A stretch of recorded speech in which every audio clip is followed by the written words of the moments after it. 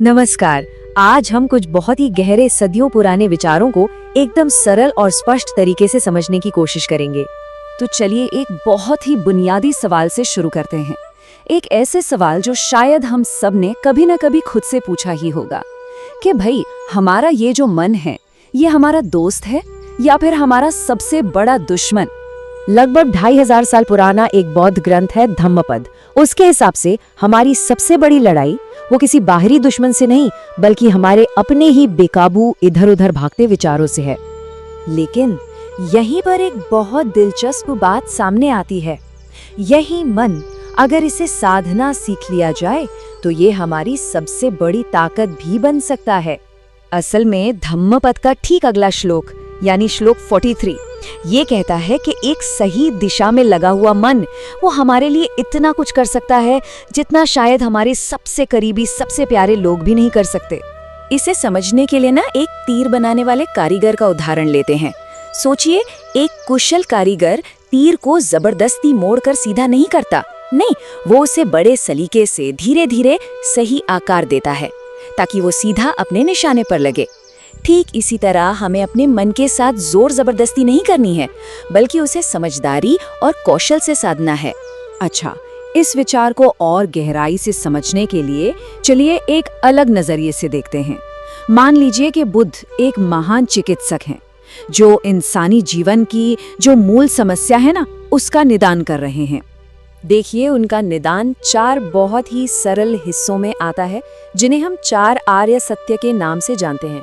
ये ठीक वैसा ही है जैसे कोई डॉक्टर पहले बीमारी का लक्षण देखता है जो यहाँ है दुख, फिर उसके कारण का पता लगाता है यानी तृष्णा या लगाव, फिर वो बताता है कि हाँ, इस बीमारी का इलाज मुमकिन है जिसे निर्वाण कहा गया, और आखिर में वो इलाज का नुस्खा देता है, आर्य अष्टांगिक मार्ग। इसे अगर आज की भाषा में समझना हो तो बहुत ही बढ़िया तरीके से कहा गया है, बुरी चीजें तो होती हैं, हम उन्हें और बुरा बना देते हैं, बस उन्हें और बुरा मत बनाओ।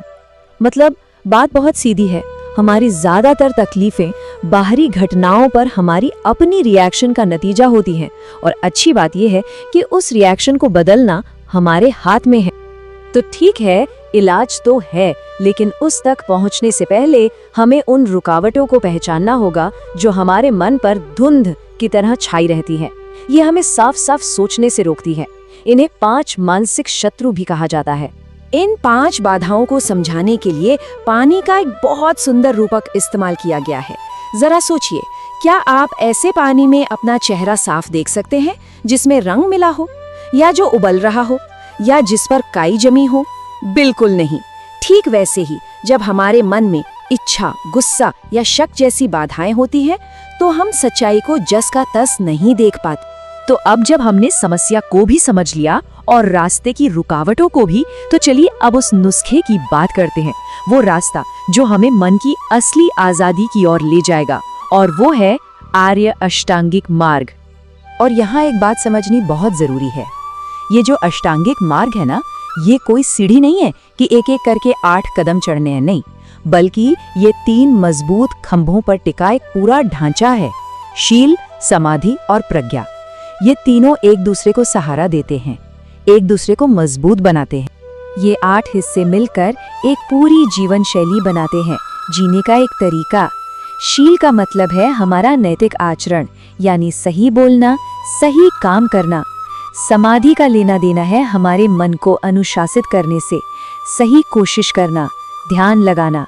और प्रज्ञा हमें सही समझ और असली ज्ञान की ओर ले जाती है। ज़ेन गुरु थिच नाथ हान ने इसे बहुत खूबसूरती से समझाया है।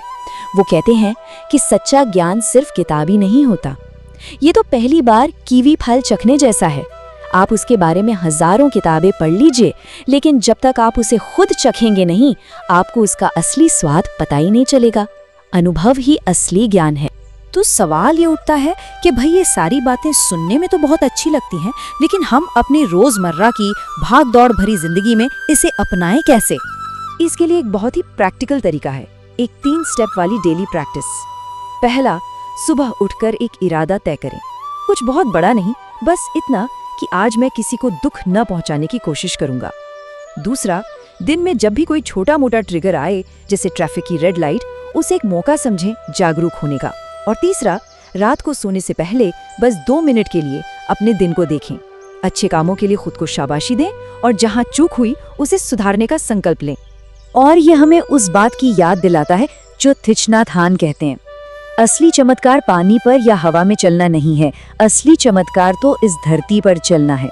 मतलब लक्ष्य कोई जादुई शक्तियां पाना नहीं है, बल्कि अपने हर पल में अपने साधारण से जीवन में पूरी तरह से मौजूद रहना है।